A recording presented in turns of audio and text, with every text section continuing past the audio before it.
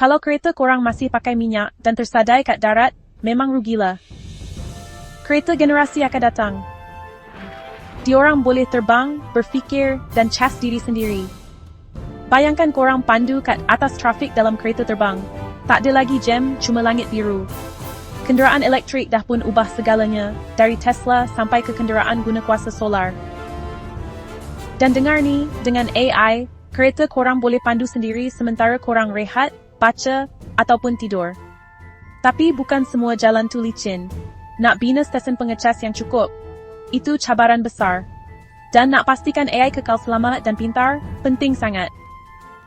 Walaupun begitu, trend teknologi ni makin laju. Untuk pemandu, ini bermakna kurang pencemaran, lebih mudah, dan mungkin juga boleh terbang pergi kerja. Korang dah bersedia ke untuk kereta yang boleh terbang, pandu sendiri, dan sambung ke masa depan?